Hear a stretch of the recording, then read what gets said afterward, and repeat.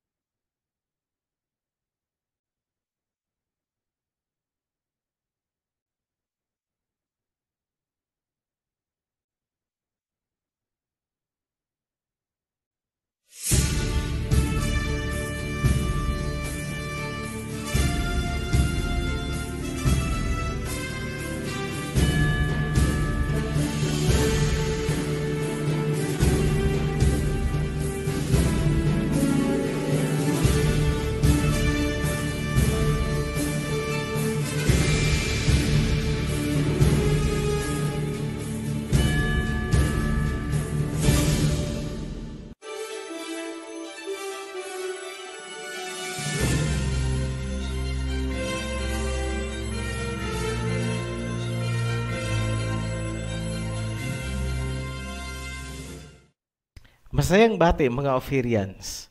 Maraming salamat sa mga sumusuporta sa ating channel. Kami ay natutuwa dahil sa loob ng maiksing panahon, umabot na po tayo sa mahigit 5,000 subscribers. Dahil naandyan kayo, kami ay magpapatuloy na maghatid ng makatotohanang paglalahad. Sa pamamagitan ng introductory video na ito, formal naming binubuksan ang serye tungkol sa isang napaka-kontrobersyal na paksa na nananatiling misteryo sa loob ng maraming siglo.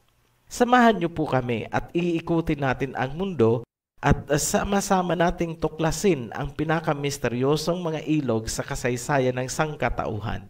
Ito ang Rivers of Genesis.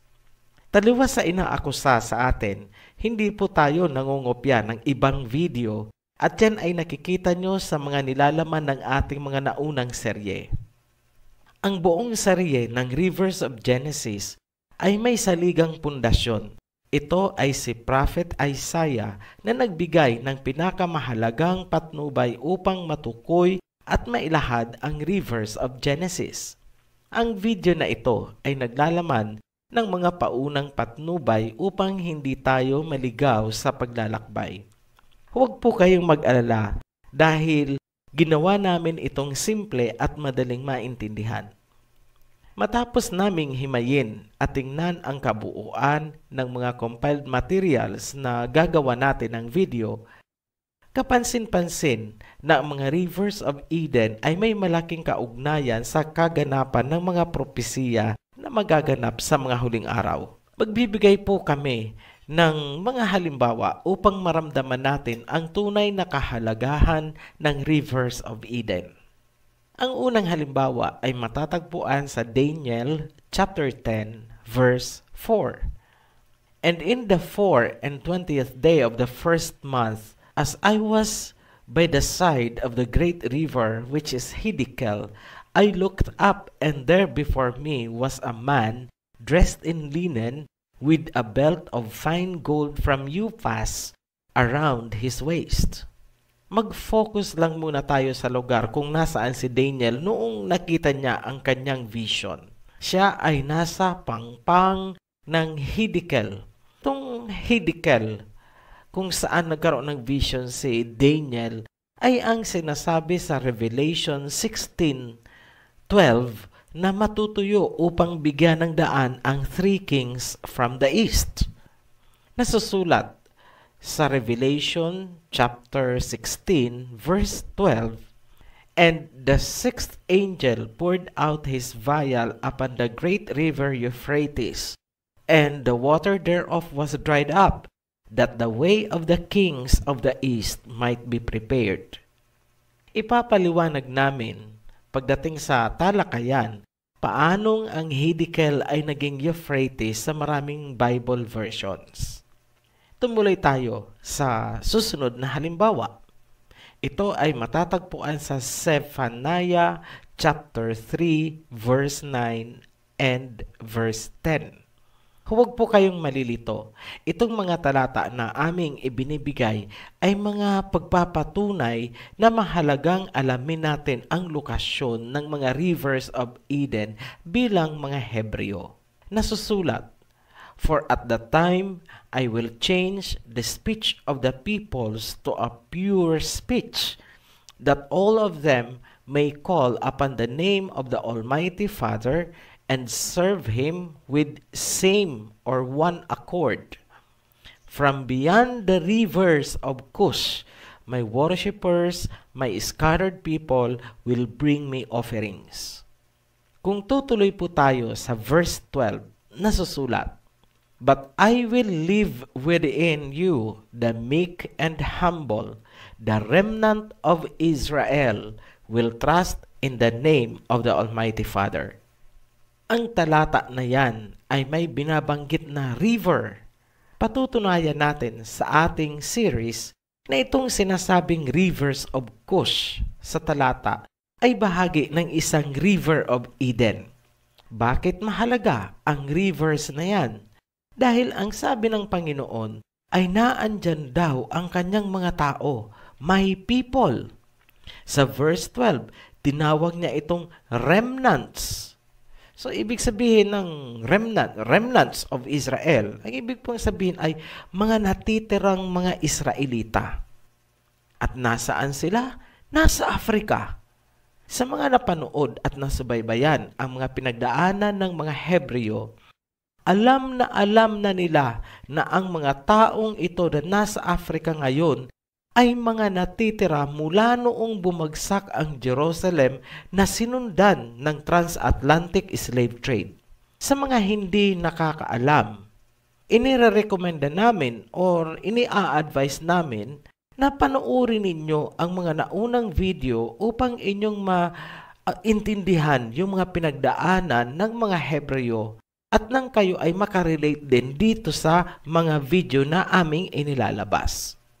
Pangatlong halimbawa, bakit mahalagang alamin ang rivers of Eden ay nasusulat sa 1 Kings chapter 1 verse 38.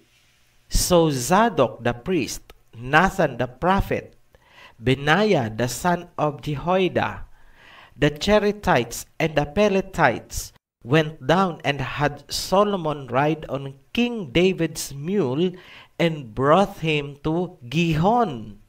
Zadok the priest then took the horn of oil from the tent and anointed Solomon." Analyze natin ang talata na yan. Si Solomon ay isinakay sa isang mule at sila ay bumaba papuntang Gihon kung saan na-anoint si Solomon bilang hari ng Israel. Saan po siya isinakay? Sa mule. Ano po ba ang mule? Isa po itong donkey o parang kabayo. Hayaan na lang po natin kung anong classification niya sa zoology. Ang importante, hindi yan submarine, hindi yan balyena upang dalhin si King Solomon sa bottom of the ocean. Yun po ang napakahalaga doon. Maliwanag po na si King Solomon ay isinakay sa mule at siya ay bumaba papunta sa Gihon. Sa makatuwid, ang Gihon po ay wala sa ilalim ng ocean. It is not in the bottom of the ocean. Bakit? Hindi naman po siguro marunong sumisid ang mule at kung nasa bottom of the ocean, malamang nalunod si King Solomon. Ganun lang po kasimple, i-analyze yan. Huwag po tayong basta-basta na lang naniniwala sa kung ano-anong sabi-sabi. Tingnan natin kung ano ang nasusulat sa Biblia. Dahil sa may kunting kalaliman ang mga susunod nating video, hinihiling namin sa inyo na maging bukas sana ang inyong isipan at panandali ang itabi muna kung ano man ang inyong mga nalalaman o pinaniniwalaan. Yan lang ang natatanging paraan para mabigyang laya ang inyong isipan na unawain ang nilalaman ng mga susunod na video. Umabot ng napakaraming siglo bago natukoy ang mga rivers of Genesis. Ito ay dahil hindi nila naintindihan ang Genesis. Simulan natin sa pamamagitan ng isang turnkey question. Itanong niyo po sa inyong sarili para may kunti tayong audience participation. Kung may papel po kayo dyan at ballpen, mas maganda po isulat nyo ang tanong na ito. Para kahit papano ay medyo may panggising tayo. So, kung naka-ready na, ito na po yung tanong. What is a river? Sa Tagalog, ano ang ilog? Marahil natatawa kayo at naiinis dahil sa tanong na yan. Yan po ay pabirong tanong, pero yan po ay seryosong tanong. Bakit seryoso? Dahil yan ang naging stumbling block ng mga researchers. Ibig sabihin, yung unang hakbang sa research na tinatawag nating statement of the problem or stating the research question sa thesis writing ay dapat maisulat mo o mailagay mo kung ano ba talaga yung hinahanap mo. At dahil hindi properly defined ang nais nilang i-research, kaya ito ay agad na naging stumbling block. Unang hakbang pa lang, stumbling block agad. Ipinagpalagay kasi nila na ang river ng Genesis ay yung ordinaryong ilog na kanilang nakikita. May dumadaloy na tubig, may mga bangka, may mga naliligong tao, may naglalaba siguro sa pangpang, ganong eksena ang naglalaro sa kanilang isipan. Ngunit hindi po ganon. Talagang hindi nila matatagpuan ang kanilang hinahanap kahit gumamit pa sila ng kung ano-anong mga satellite GPS na yan at kung ano-ano pang high-tech equipment at kung ano-ano pang pag-aaral ng mga Hebrew language, hindi po nila matatagpuan. At bakit? Dahil hindi nila natumbok kung ano talaga ang dapat hanapin. Maybe it was not revealed to them for whatever reasons we do not know. Sagutin natin ang tanong gamit ang dalawang approach. Una ay base sa science at ang pangalawa ay ayon sa Biblia. Pagtutugmain natin ang mga sagot. Ayon sa science, kung naaalala pa natin ang ating elementary days, simpleng science lang po ito, hindi po tayo mag-ano ng geology na malalim. Simpleng science lang po, yung tayo ay nasa elementary pa. Kung ating naaalala yun, ang river system ay may tatlong bahagi. Ano yung una? Ito yung source o kaya minsan tinatawag itong headwater. Minsan tinatawag na tributaries. Sa simpleng pananaw, ito ay mga natural na istruktura na naglilikom o nag-iipon at naglalabas ng tubig. Ang istruktura na ito din ang nagsisilbing storage or imbakan ng reserbang tubig na nakahanda sakaling biglang tumaas ang pangangailangan ng tubig dulot ng mainit na klima o panahon. Ang storage na ito ay tinatawag na natural water towers, kung saan Ang tubig ay nakaimbak sa pormang yelo, snow, o kaya glaciers. Ito ay matatagpuan sa mga matataas na parte ng bundok gaya ng Himalayas. So, dumako tayo sa pangalawang parte. Ang pangalawang parte ay tinatawag na channels or distribution networks. Sa Tagalog, ito ay yung padaluyan ng tubig mula sa kanyang source. Ito ay maikukumpara sa mga naglalakihang tubo na nanggagaling sa main tank o reservoir ng malalaking syudad. Ang iba ay nakalubog sa ilalim ng lupa at ang iba naman ay makikita natin sa ibabaw. So, yan po ay para lang ma-imagine natin kung ano itong distribution channels. Kaya ginamit natin bilang halimbawa yung nasa city dahil yun ang alam natin. Sa natural naman na forma o natural form, ang distribution network ay matatagpuan din sa ilalim ng lupa na tinatawag na subterranean channels. Kasama dito ang mga tunnel at kuweba kung saan dumadaloy ang tubig. Isang popular na halimbawa dyan ay ang underground river ng Palawan na itinuturing na isa sa wonders of nature. Sa bansang Russia naman, meron silang Orda Cave. Itong Orda Cave na ito ay kinoconsider na parang gypsum cave. Ang tubig dyan ay napakalinaw. Dadaanan po natin yan pag-discuss natin ng mga rivers of Genesis dahil yan ay parte ng isang river ng Genesis. Isa pang example, ito yung pinakamalaking underground river sa buong mundo. Ito yung sistema Sac-Acton na matatagpuan sa Quintana Roo, Mexico. May mga daluyan din na hindi gaanong napapansin gaya ng mga aquifer na nasa ilalim din ng lupa. May isa pang channel na ordinaryong alam natin. Ito na yung pinaka-common. Ito yung mga ilog, mga sapa, yun. Tapos gagawaan ng dam at iipunin ang tubig. Tapos yun ang padadaluyin papunta sa mga palayan o kaya papunta sa ating water system. Kagaya ng Nawasa, ganyan. So, ang pangatlong parte ng river system ay ang drainage. Importante din po itong drainage na to.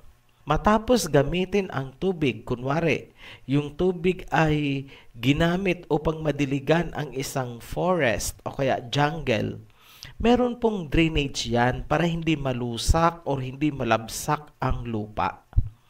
Ang drainage ay tinatawag ding mouth of the river kapag ito ay malapit na sa dagat. Ito yung malaking bahagi. Ito na yung bukana na tinatawag sa ordinaryong Tagalog na salita. Ito yung bukana. Paglabas ng tubig dyan, dagat na. Ibig sabihin, ang dagat ay tagasalo ng tubig galing sa bundok. Bigyan namin kayo ng isang tipikal na halimbawa ng drainage. Yan ay ang Amazon River na matatagpuan sa South America. Kung titingnan natin, ang segment o parte na pinangalan ng Amazon ay isang drainage lamang. Kumbaga, siya ang dulo ng isang napakahabang river system. Pero, tanong natin, saan ba galing ang kanyang tubig? Ang tubig na dumadaloy doon ay galing sa Andes Mountain. Kung walang Andes Mountain, walang magiging Amazon. Bakit natin sinabi na ang Amazon ay isang drainage lamang? Kasi ang tubig nga ay nanggagaling sa mountain ranges ng Andes at pagkagaling doon, diniligan nito ang Amazon jungle. At pagkagaling sa Amazon jungle, ang tubig ay bubuhos na at magsasama-sama sa isang natural na kanal papuntang dagat. Yung kanal na yon, natural na kanal, hindi po yan man-made. Yung natural kanal na yan, ang tinawag nilang Amazon River. Pero technically, ang kanal na yan ay drainage. Dinidrain niya yung tubig galing sa Amazon jungle. Ngayon, dumako tayo sa discussion proper. Tapos na po tayo sa tatlong parte. Sige, summarize po natin. Yung una ay tinatawag nating source, headwater, and tributaries. Yan ang unang bahagi ng river system. Yung pangalawa ay yung distribution channels. Ito yung may underground channel, mayroong nasa ibabaw naman ng lupa, typical na nakikita natin na ilog. At ang pangatlo naman is yung drainage. Ang drainage naman ang nagdadala ng tubig papunta sa dagat. Okay. So, marahil nagtataka kayo, paano natagpuan ng Ophirian Heritage Conservatory ang rivers ng Genesis? Hindi naman po sa tayo ay nagbubuhat ng sarili nating bangko o tayo ay nagmamayabang. Pero simple lamang po ang aming naging paraan.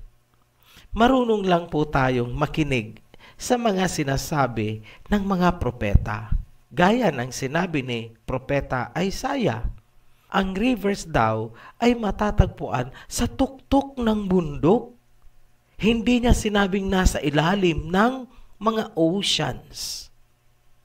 Marahil nagtataka kayo at marahil kukunti lang ang nakakaalam ng salitang ito ni Propeta Isaiah. Buklatin po natin sa Isaiah chapter 30 verse 25. Nasusulat sa verse 25, "And there shall be upon every high mountain and upon every high hill rivers and streams of water. In the day of great slaughter, when the towers fall, the moon will shine like the sun, and the sunlight will be 7 times brighter, like the light of 7 full days." So, stop po natin doon kasi the rest po ay medyo out of context na. Ang importante dito ay pansinin natin na may sinasabi siya na ang tuktok daw ng mga bundok ay may mga ilog.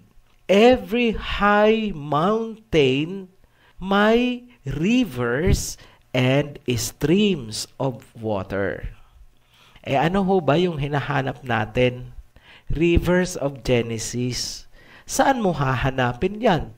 Tanungin mo si Prophet Isaiah. Isasagot niya sa'yo, tumingala ka sa tuktok ng bundok na andun yan. Alam namin, this is again a hard pill to swallow. Hindi ito kayang lunukin ng maraming tao. Maraming hindi ito tatanggapin. Kung alam nila ito, sana noon pa natukoy ang rivers of Genesis. Dahil kapag sinunod mo itong sinasabi ni Prophet Isaiah, napakadali mong ma-identify, ay eto pala yun. Number 1 branch ito. Number 2 branch ay andito. Number 3 ay eto. Ay number 4, pahalang pala siya. Yan ay kung susundin mo si Prophet Isaiah.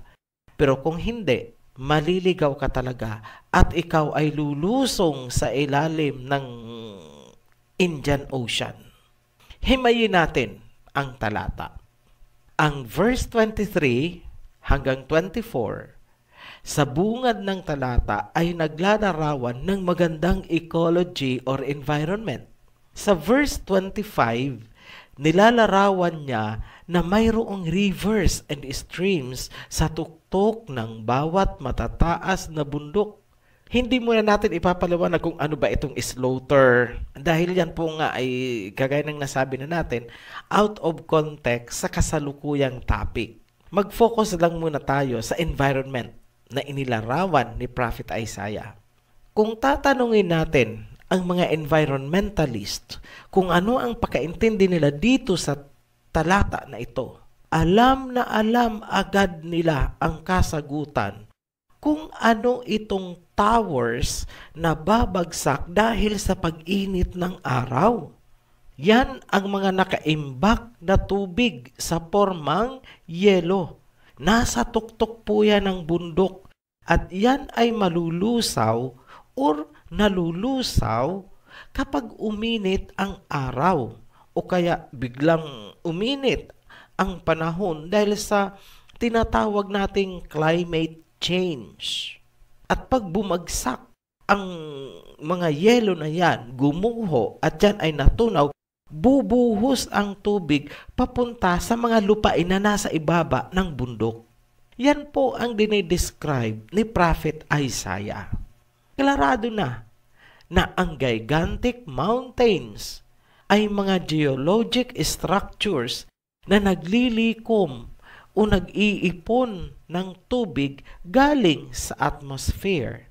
Ang ibang tubig ay nakaimbak sa pormang yelo at ang iba naman ay diretsong nagiging tubig na. Yan ay naiipon sa shoulders at saka sa slopes ng bundok pababa hanggang sa maging ilog doon sa pinakamababang parte.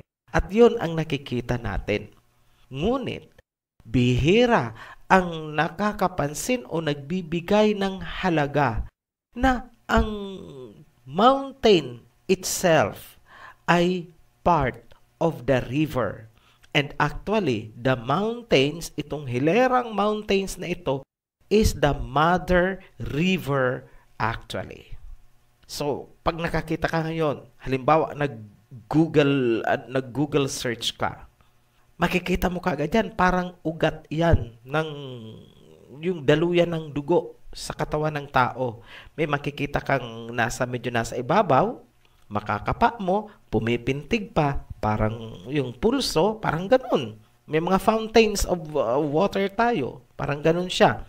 Ang iba naman ay hindi mo makikita, parang biglang nawala, pero actually nasa ilalim ng lupa.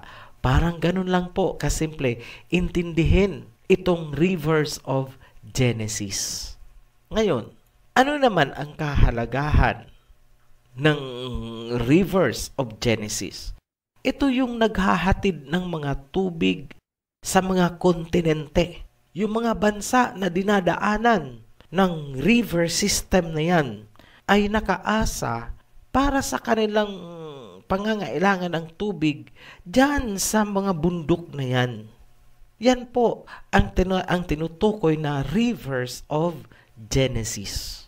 So, bigyan po namin kayo ng isang halimbawa lang dito kasi magbibigay naman tayo ng maraming detalye at hindi mo na agad tayo magbibigay ng detalye na marami ngayon kasi baka mamaya alam nyo na, unahan na naman tayo at sasabihin tayo na naman ang nangopya. Hindi po tayo nangongopya. Tayo po ang original nito.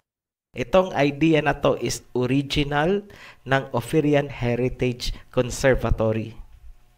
Wala po kayong makukuhang libro na nagsasabi na ang rivers of Genesis ay nasa tuktok ng bundok at ito ay ang mga hilera ng bundok. Wala po, it's only Ophirian Heritage kasi tayo po ay bumase sa salita ni Prophet Isaiah. So, ipakita po natin ng isang example dito. Itong Tibet Water Tower. So, try nyo po kung may access po kayo sa Google, i-search lang po ninyo, Tibet Water Tower. Ang lalabas po ay ito, the Water Tower of Asia. Ibig sabihin, hindi iisang bansa ang umaasa dyan sa water tower na yan. Maraming bansa kasi Asia. So, yan po ang isang parte pa lang po yan ng isang sanga ng river of Genesis. Maraming teorya tayong nakita tungkol sa rivers of Eden. Ngunit walang sumunod sa sinabi ni Prophet Isaiah. Kaya ano po ang resulta? May napunta sa planet Mars. Yan po, sa planet Mars na lang para walang magalit sa atin. Sa totoo lang, kung marunong tayong makinig sa mga propeta, kusang dumarating ang mga impormasyon na kailangan natin. Hindi po tayo mahihirapan sa paghahanap. Revelation after revelation comes cascading. Ngayon, nailatag na natin ang fundamental principles Ang susunod na mga paglalahad natin ay detalyadong talakayan. Iisa-isahin po natin ang 4 na sanga ng Rivers of Eden. Ang 3 ay direktang nanggagaling sa North Pole papuntang South Pole. Ang isa, natatanging nag-iisa, ay yung hidikal na pahalang po siya. Siya ay nanggagaling sa silangan papuntang kanluran. Tinutumbok niya ang ancient Assyrian Empire tulad ng nasusulat sa Biblia. Eksaktong-eksakto po yan pag ipinakita namin sa inyo ang plotting. At kung luluobin na ma-reveal sa atin ang impormasyon, ilalahad na rin natin sa pinakadulo bilang konklusyon ng serye matapos yung 4 na branches. Ilalahad natin ang lokasyon ng Mount Zion, the great city of the King of Kings. Nakapredict din po yan. Lahat po yan ay sama-sama nating tutunghayan sa pagpapatuloy ng ating serye na pinamagatang Rivers of Genesis. Samahan nyo kami sa aming pagbabalik. Huwag kalilimutang mag-subscribe at i-share ang ating mga videos.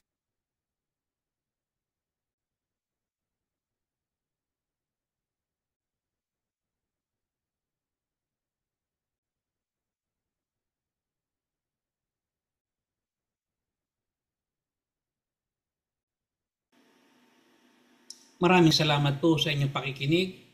At kung meron po kayong natutuhan, please share the link. At kung may mga katanungan na nais malaman, please contact ang link dan sa ibaba ng video ito. Maraming pong salamat sa muli. Umayo po tayo ng may kapayapaan.